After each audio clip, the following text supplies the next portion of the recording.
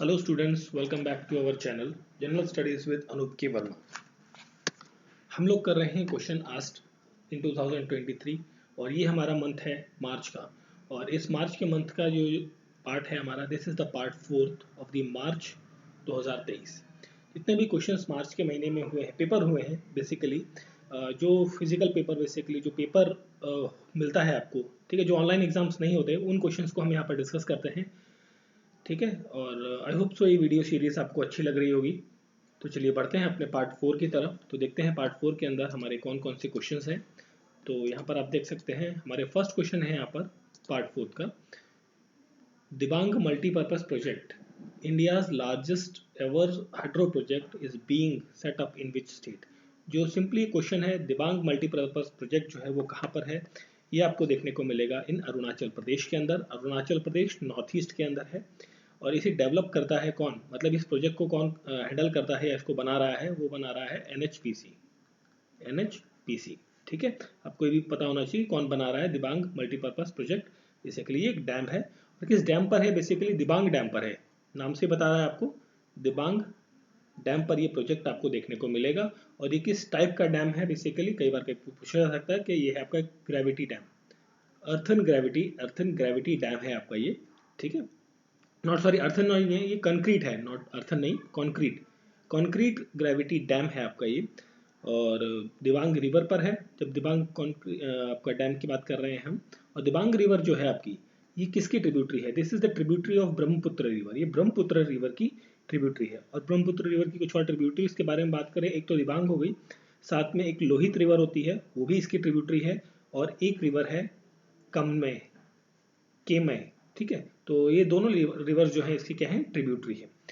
ब्रह्मपुत्र की जब हम बात कर रहे हैं, तो ब्रह्मपुत्र जो है आपका तिब्बत से आती है, मानसरोवर ग्लेशियर से निकलती है। और फिर नामचा बरुआ एक प्लेस पड़ता है अरुणाचल प्रदेश में। जब हम देखते हैं ना मैप को इस तरीके से, जो अरुणाचल प्रदेश है, तो यहाँ से जब रिवर आती है तिब्बत से, तब इस प्लेस पे, इस पर्टिकुलर पॉइंट पर एक यू टर्न टाइप का लेती है। तो this place is called as a Namcha Barwa. ठीक है, और जो ब्रह्मपुत्र रिवर है आपकी, हम ब्रह्मपुत्र रिवर के बारे में बात कर रहे थे, तो ये आपकी चाइना, तिब्बत का जो हिस्सा है चाइना, वहाँ पे, और आपका भूटान में और इंडिया में।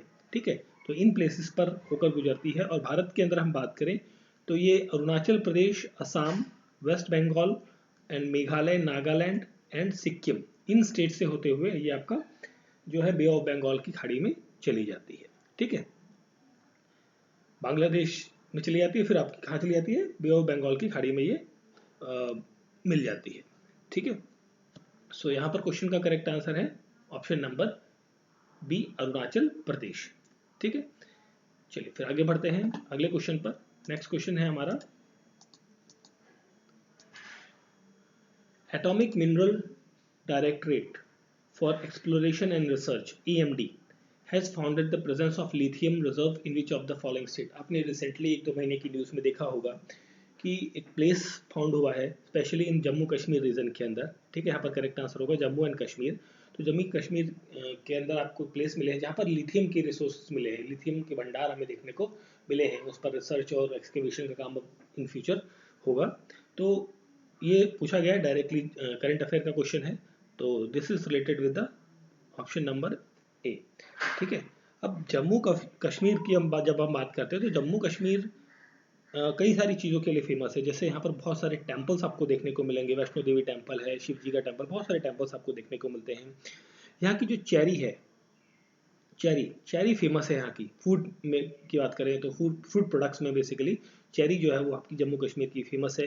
केसर फेमस है यहाँ का। डल लेक आपको देखने को मिल जाती है यहाँ पर। मुगल गार्डन्स आपको, गुलमर्ग, पहलगाम, वैष्णो देवी, ये सब क्या है, बहुत सारे ऐसे टूरिस्ट स्पॉट्स भी हैं जो जिसकी वजह से बेसिकली जो स्टेट है उसको इनकम मिलता है। टूरिज्म इंडस्ट्री एक बहुत अच्छी तरीके से आपको यहाँ पर देखने को मिलती है जम्मू एंड कश्मीर में। अब जम्मू एंड कश्मीर जो एक राज्य हुआ करता था, now it is a union territory. और जम्मू कश्मीर स्प्लिट अप हो गया है किसमें, जम्मू एंड कश्मीर के अंदर, और सेकेंड लद्दाख रीजन के अंदर। तो ये दोनों एक यूनियन टेरिटरी बन चुके हैं। ये तो परमानेंट यूनियन टेरिटरी बना है लद्दाख, और जम्मू एंड कश्मीर आपका टेम्परेरी प्रोविजंस पर आपका यूनियन टेरिटरी है। आफ्टर सम टाइम से वापस से स्टेट का जो दर्जा है वो दे दिया जाएगा। ठीक है, अब यहाँ पर एक चीज़ और आती है कि जम्मू कश्मीर के अंदर जो है, जो मेन रिवर्स हैं वो कौन कौन सी रिवर्स हैं? एक तो झेलम है आपकी, चिनाब, इंडस और रावी। ठीक है, ये 4 रिवर्स जो है मेजरली आपकी फ्लो करती हैं कहाँ पर? जम्मू एंड कश्मीर के अंदर। जम्मू कश्मीर आपका यूनियन टेरिटरी है, तो यहाँ पे लेफ्टिनेंट गवर्नर जो है एट प्रेजेंट वो कौन है? मनोज सिन्हा। तो आपको ये चीज़ आपको ध्यान रखनी है, मनोज सिन्हा जो है अभी लेफ्टिनेंट गवर्नर है जम्मू एंड कश्मीर के। ठीक है, चलिए फिर हम आगे बढ़ते हैं नेक्स्ट क्वेश्चन की तरफ। सो नेक्स्ट क्वेश्चन है हमारा, on which river Pong dam is situated. देखिए पोंग डैम जो है आपका ये सिचुएटेड है ऑन द रिवर ब्यास पर। ठीक है, ब्यास नदी पर आपका ये पोंग डैम सिचुएटेड है। ये एक आपका earthen filled earthen earthen filled embankment, ठीक है, इम्बैक्टमेंट डैम है आपका ये। ठीक है, मिट्टी से बना हुआ एक बेसिकली डैम है, एक हैवी स्ट्रक्चर है। ठीक है, पोंग डैम। ठीक, और जो कि आपको कहाँ पर देखने को मिलता है? It is seen in the Himachal Pradesh, और हिमाचल में भी कहाँ पर? जो आपका कांगड़ा डिस्ट्रिक्ट है, कांगड़ा डिस्ट्रिक्ट, वहाँ पर आपको ये देखने को मिलता है। ठीक है, अब ये जो पोंग डैम है, इसका जो पर्पस के बारे में हम बात करें यहाँ पर, तो इसका पर्पस बेसिकली जो इरिगेशन है, इरिगेशन के लिए वाटर सप्लाई करना, और साथ में हाइड्रो इलेक्ट्रिसिटी जनरेट करना। इलेक्ट्रिसिटी जनरेशन जो है इसका, ये 2 मेन काम है यहाँ पर देखने को मिलते हैं। जब देखिए यहाँ पर जो कई सारे 4 रिवर्स के नाम आपको दिए हुए हैं, तो एक वर्ड मेरे को ध्यान आता है पंजाब। ठीक है, तो जो पंजाब है, this is called as land of 5 rivers. Punjab basically जो वर्ड बनता है वो किससे बनता है? लैंड ऑफ 5 रिवर्स से। अब वो 5 रिवर्स, ये क्वेश्चन भी कई बार आया है। ठीक है, तो ये लैंड ऑफ 5 रिवर्स कौन कौन सी हैं? ये है आपकी झेलम, चिनाब, रावी, इसको आप ऐसे झेलम, चिनाब, रावी, ब्यास एंड सतलुज। ठीक है, अब इसके अंदर देखिए, इसके अंदर कौन सी रिवर इंक्लूड नहीं है? इसके अंदर जो इंडस रिवर है, जिसे हम सिंधु रिवर कहते हैं, वो इसके अंदर इंक्लूडेड नहीं है। ठीक है, तो क्वेश्चन का करेक्ट आंसर है option number C, Beas river. चलिए फिर हम आगे बढ़ते हैं नेक्स्ट क्वेश्चन की तरफ। तो नेक्स्ट क्वेश्चन है हमारा, okay, the original name of the follower of Mahavir was. देखिए जो महावीर है, भगवान महावीर के बारे में हम बात कर रहे हैं यहाँ पर। तो महावीर जो है, उनके जो फॉलोवर्स है उन्हें कहा जाता था तीर्थंकर बेसिकली। आपने सुना होगा वर्ड तीर्थंकर। 24 तीर्थंकर हुए, तो 24वें जो तीर्थंकर थे वो कौन थे? महावीर थे। ठीक है, तो तीर्थंकर एक वर्ड है, और दूसरा वर्ड जो था ओरिजिनली पूछा गया है, ओरिजिनल नेम वो था आपका जैनास। ठीक है, ऑप्शन नंबर सी होगा यहाँ पर करेक्ट आंसर।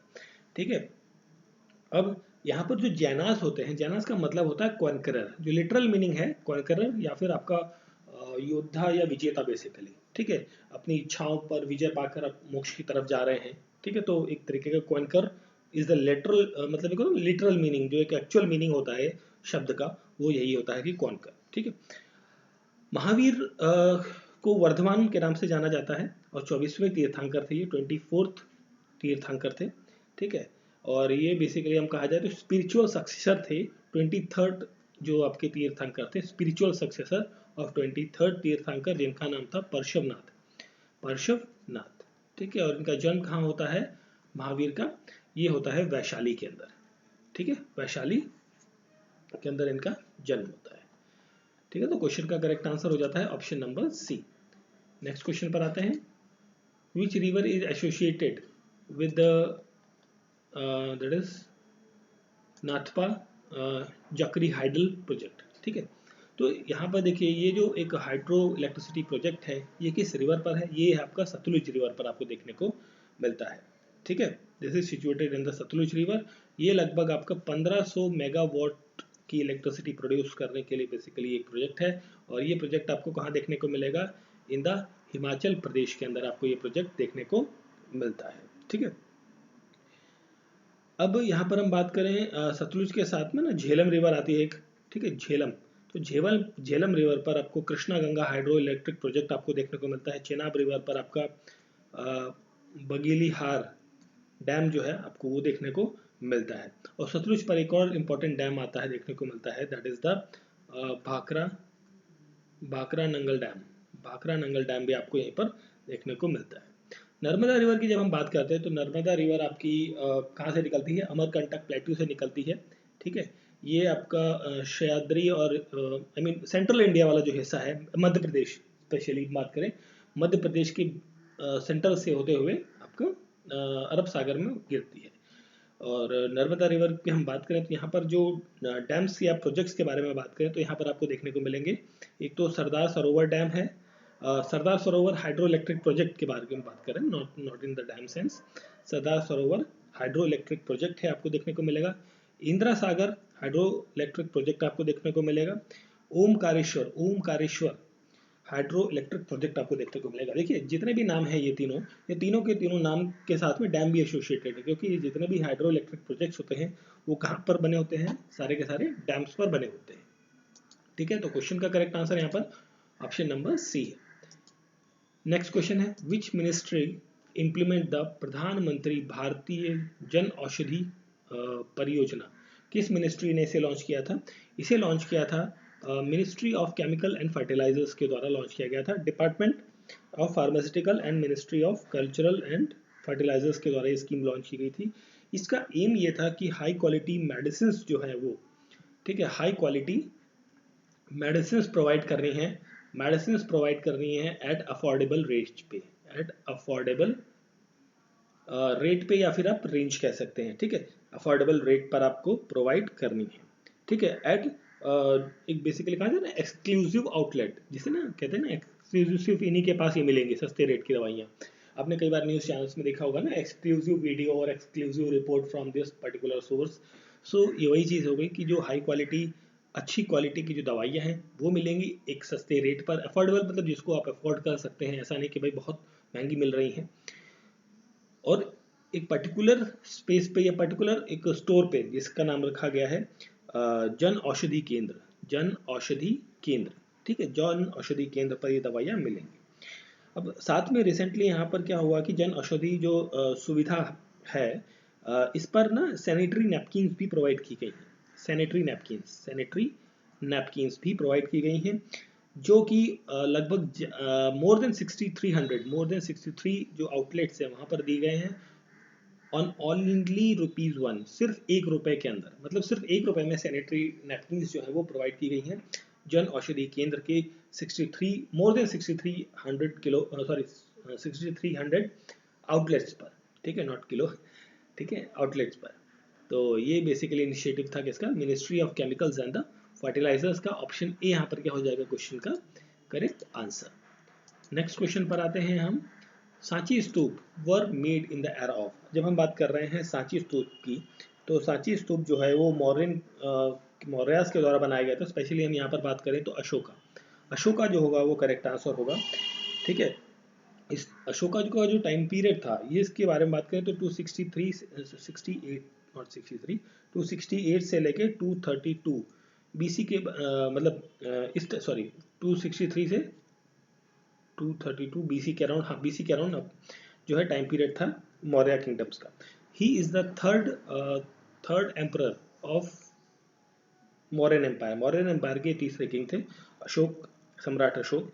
और यहाँ पर जो बात कर रहे हैं हम जब सांची स्तूप की, तो सांची स्तूप जो है वो बड़ी बड़ी ब्रिक्स से बनी हुई है, और प्लस यहाँ पर जो मड मोर्टार वो यूज़ किया गया है इसको बनाने के लिए। ठीक है, और दिस कैन बी कंस्ट्रक्टेड। देखिए आपको टाइम पीरियड से पता लग रहा है ये 3rd सेंचुरी के बारे में, हम यहाँ पर 3rd सेंचुरी बीसी के बारे में बात कर रहे हैं। ठीक है, अब ये जो सांची स्तूप है ये 1989 से ये यूनेस्को की जो वर्ल्ड हेरिटेज साइट है उसके अंदर कंसिडर किया जाता है, और ये आपको देखने को कहाँ मिलता है, इन द एमपी के अंदर। ठीक है, अब जब हम बात कर रहे हैं अशोक की, तो अशोक का जो जन्म होता है वो कहाँ पर होता है, आपका पाटलिपुत्र जो आज की डेट में जो पटना है, आपका पटना के पास एक प्लेस है that is called as Pataliputra, वहाँ पर आपको इनका जन्म देखने को मिलता है। और अशोक के बारे में जब हम बात करते हैं तो इनसे रिलेटेड बहुत सारी चीज़ जो है वो अशोकन के पिलर्स के अंदर आपको देखने को मिलेगी, पिलर्स के अंदर, और जो रॉक एडिक्स उनके अंदर आपको देखने को मिलती है, इनसे रिलेटेड जो चीज़ें हैं अशोक के बारे में। ठीक है, फिर हम यहाँ पर अगर जो बात करें चंद्रगुप्त मौर्य की, तो चंद्रगुप्त मौर्य जो है ही इज द फर्स्ट एम्परर थे मौर्यन डायनेस्टी के, या मौर्यास के बेसिकली। ठीक है, एंड इनका जो कार्यकाल था वो था 320 से लेके 298 बीसी के अराउंड। ठीक है, तो इस टाइम पर लगभग ये इनका टाइम पीरियड था। और इनका जन्म भी आपका कहाँ पर होता है, पाटलिपुत्र के अंदर, ठीक है। श्रवण बेल गोला में इनका क्या हो जाता है, देहांत होता है। इनके देखिए डेथ पूछी जा सकती है, पाटलिपुत्र तो आपको याद रहेगा, बट इनकी जो डेथ होती है वो कहाँ होती है, वो होती है आपकी श्रवण बेल गोला के अंदर, ठीक है। तो ये आपको ध्यान रखना है। और ही is the founder of Mauryan dynasty. फिर हम बात करें यहाँ पर कि समुद्रगुप्त के बारे में, तो समुद्रगुप्त जो है वो किसके बेटे थे, ये बेटे थे चंद्रगुप्त मौर्य के। ही is the son of Chandragupta Maurya. और सेकंड एम्परर, देखिए first emperor Chandragupta Maurya, second emperor Samudragupta, and third is the Ashok, ठीक है। और ये जो समुद्रगुप्त का जो टाइम पीरियड था इसे कहा जाता है गोल्डन एज ऑफ या गोल्डन एरा ऑफ इंडिया, ठीक है, गोल्डन एरा ऑफ इंडिया। और इसका जो टाइम पीरियड था वो 300, टाइम पीरियड में कुछ थोड़ा सा ध्यान नहीं है, चलिए कोई बात नहीं, टाइम पीरियड को छोड़ते हैं। यहाँ पर गोल्डन एरा कहा जाता था, ठीक है। So this was the thing. और फिर यहाँ पर एक है हर्षवर्धन, नाम दिया गया है। हर्षवर्धन की हम बात करें तो हर्षवर्धन जो है ये पुष्यभूति, जो पुष्यभूति जो डायनेस्टी है उसके किंग थे, ठीक है। ये लगभग 606 से लेकर 647 तक इन्होंने रूल किया था, ठीक है। तो यहाँ पर क्वेश्चन का करेक्ट आंसर आपको मिल जाता है option number A, liquid drop and bubbles acquire shape due to the phenomena of. देखिए लिक्विड ड्रॉप जो है वो अपना जो शेप लेती है, किस वजह से लेती है, किस फेनोमेना की वजह से लेती है, वो होता है आपका सरफेस टेंशन, ठीक है। सरफेस टेंशन क्या होता है, the force per unit length होता है जो कि एक्ट करता है किसी प्लेन पर of the interface between the two planes of a liquid और अदर सरफेस के बीच में, ठीक है। तो सिंपल फेनोमेना है, that is the surface tension. इसकी वजह से जो लिक्विड ड्रॉप है, ये बबल ड्रॉप है, वो आपको इस तरीके से सर्कल इन शेप या ओवल इन शेप आपको देखने को मिलती है, ठीक है। चलिए फिर हम बात करते हैं आगे कैपिलरी। देखिए कैपिलरी क्या होता है, ऑप्शन ए में जो लिखा हुआ है कैपिलरी, तो इसके लिए क्या चाहिए होता है, एक पतला सा ट्यूब चाहिए जिसकी लेंथ तो अच्छी, मतलब एक अच्छी खासी लेंथ होगी, लेंथ ज़्यादा, बहुत ज़्यादा होगी एज कम्पेयर टू द इसके डाया। तो वहाँ पर जो पानी है या लिक्विड है वो आपका फ्लो कर जाता है। जैसे हमारी वेन्स है, नसें हैं, तो नसों में भी जो एक तरीके से कैपिलरी एक्शन आपको देखने को मिलता है। दरोई वेटलैंड, अब दरोई वेटलैंड जो है with a bird sanctuary was conducted recently, ये कहाँ पर है, ये आपको देखने को मिलेगा इन द गुजरात के अंदर, ठीक है। गुजरात के अंदर यहाँ पर second edition of birds survey basically conduct किया गया है, ठीक है, 2023 के अंदर। करंट अफेयर का क्वेश्चन है।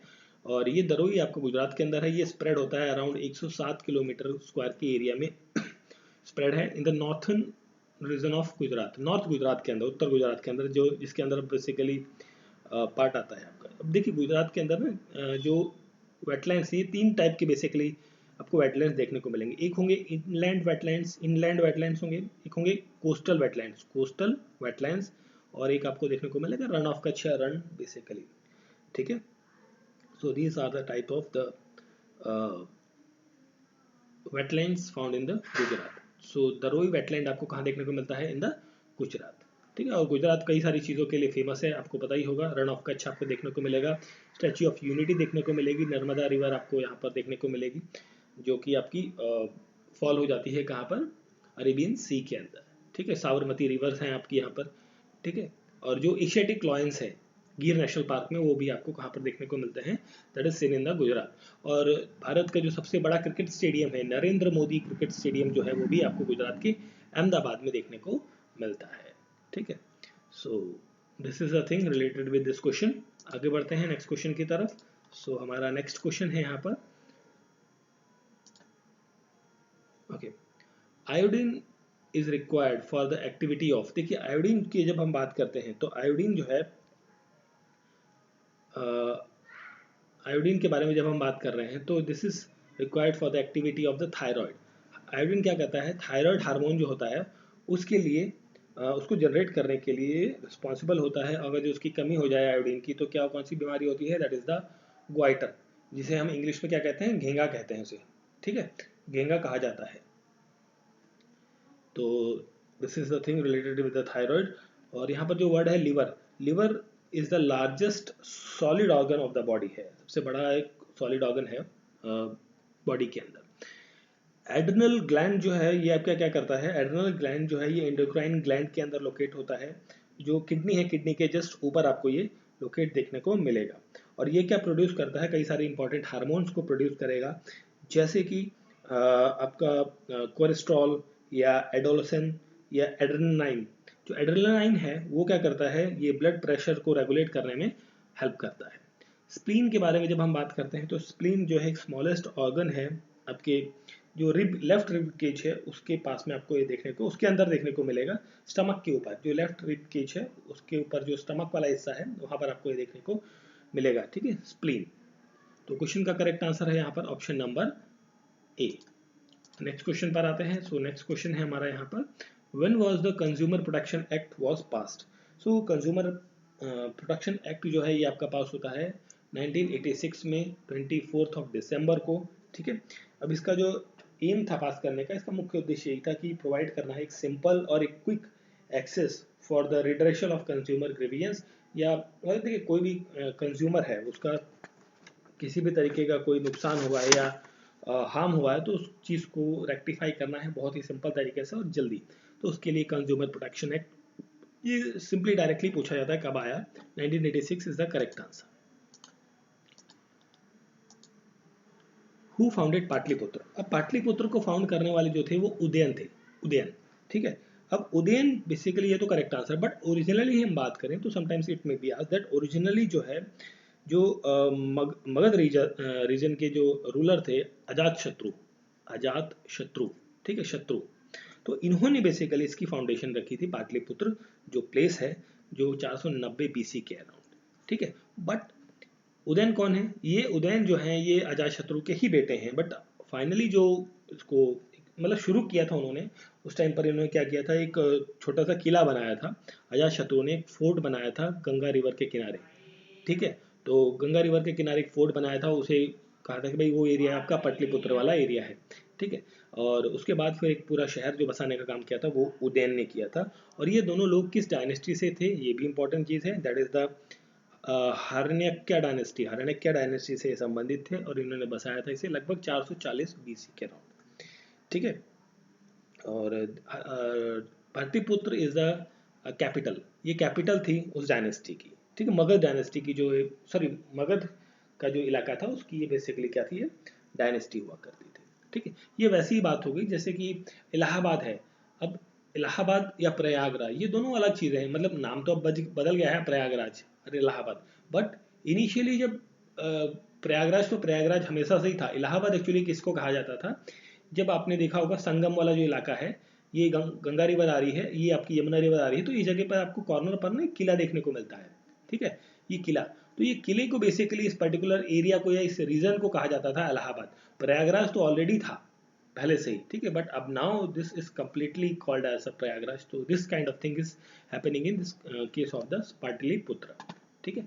चलिए फिर हम आगे बढ़ते हैं नेक्स्ट क्वेश्चन पे। सो हमारा नेक्स्ट क्वेश्चन है, Geet Govind has been written bye.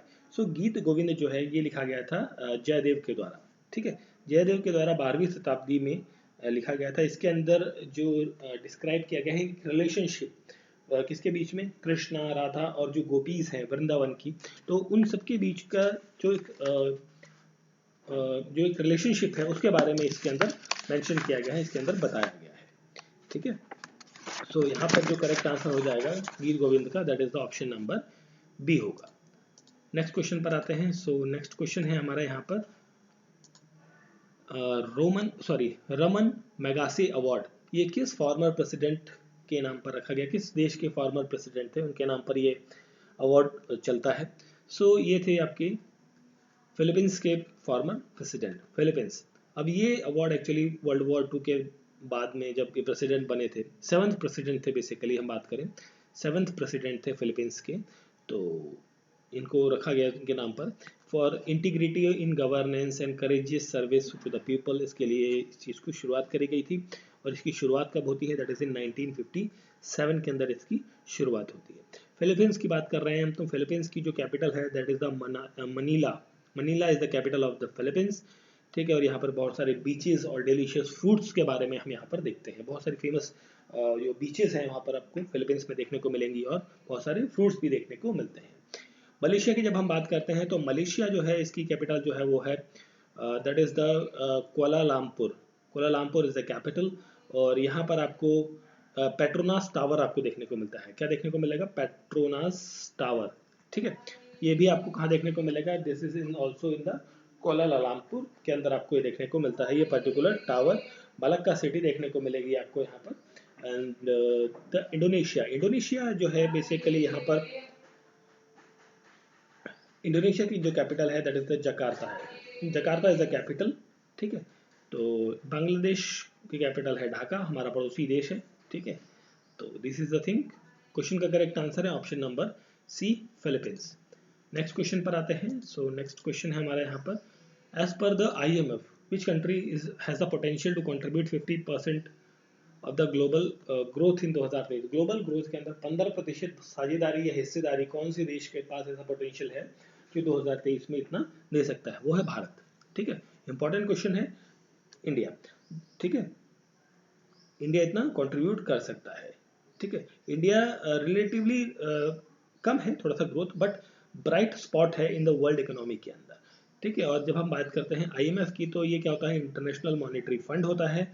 इसके हेडक्वार्टर आपको वॉशिंगटन DC के अंदर मिलेंगे, अमेरिका के अंदर, आई मीन USA के अंदर। इसकी फाउंडेशन जो है 1944 में रखी गई थी, आफ्टर वर्ल्ड वॉर 2 के दौरान, मतलब 2 के बाद। ठीक है, और इसके अंदर जो मेंबर्स हैं, मेंबर कंट्रीज हैं, 190 मेंबर कंट्रीज इसके अंदर आपको देखने को मिलते हैं। IMF and world bank basically आप दो एक तरीके से सिस्टर टाइप की हिसाब किताब है इन दोनों का। When the सर्व शिक्षा अभियान was started in India, Bharat में सर्व शिक्षा अभियान जो है वो 2021 सॉरी नॉट 21 2001 2002 के अराउंड इस टर्म में शुरू हुआ था। तो यहाँ पर क्वेश्चन का करेक्ट आंसर हो जाएगा ऑप्शन नंबर सी। ठीक है, ऑप्शन नंबर सी यहाँ पर करेक्ट आंसर हो जाएगा। अब सर्व शिक्षा अभियान जो है ये पार्टनरशिप है स्टेट गवर्नमेंट की और लोकल सेल्फ गवर्नमेंट की। जो लोकल सेल्फ गवर्नमेंट मतलब जब हम पंचायतों के बारे में बात कर रहे हैं, पंचायत या म्यूनसिपैलिटीज इस टाइप की जो गवर्निंग बॉडीज हैं उनके बारे में जब हम बात करते हैं, तो इनसे संबंधित है, पार्टनरशिप है इन दोनों की। और यहाँ पर यह हुआ है कि भाई सर्व शिक्षा अभियान के अंदर 6 से लेके 14 साल तक के जो बच्चे हैं उनको आप एलिमेंट्री एजुकेशन कंपलसरी प्रोवाइड करेंगे, एलिमेंट्री एजुकेशन।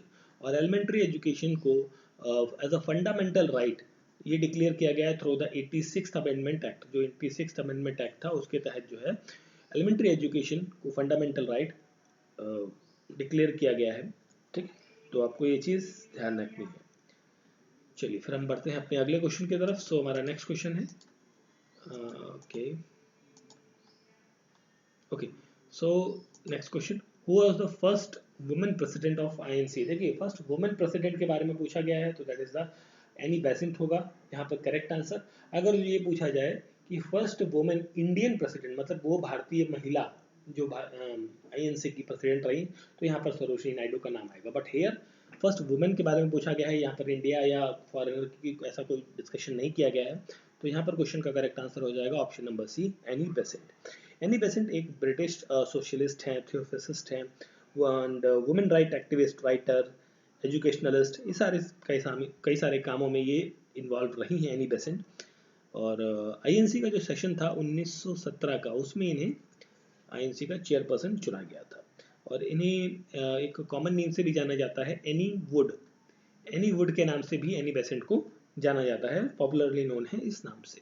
1917 के बारे में हम बात कर रहे हैं तो एक साल याद आता है 1916 का। तो 1916 में एनी बेसेंट प्लस इनके साथ में जो लोकमान्य तिलक हैं, लोकमान्य तिलक, इन दोनों ने मिलकर लॉन्च किया था होम रूल लीग। ठीक है, ये होम रूल लीग जो है इन दोनों ने शुरू किया था। और साथ ही एनी बेसेंट ने जो है दैट इज इन 1898 के अराउंड, 1898 के अराउंड एक कॉलेज की शुरुआत करी थी, फाउंडेशन रखी थी, मतलब फाउंडिंग मेंबर्स में से एक थे।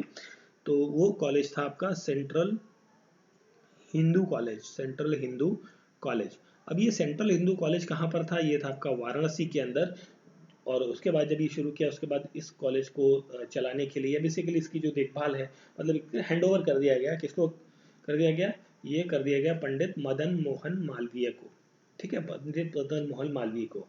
और नाउ आफ्टर दैट ये जो सेंट्रल हिंदू कॉलेज है, it becomes the BHU, Banaras Hindu university, जिसे हम आज की डेट में IIT BHU के नाम से जानते हैं। ठीक है, so this is the things related with this question. So इस पर्टिकुलर वीडियो सेशन के अंदर इतने ही questions. I hope so questions बहुत ज़्यादा ट्रिकी या डिफिकल्ट नहीं था कि मैं बहुत ज़्यादा एक्सप्लेन करूँ, ठीक है। तो थोड़ा सा एक्सप्लेन किया है हमने इन क्वेश्चंस को और देखा है कि क्या किस टाइप के क्वेश्चंस आए हैं आपके।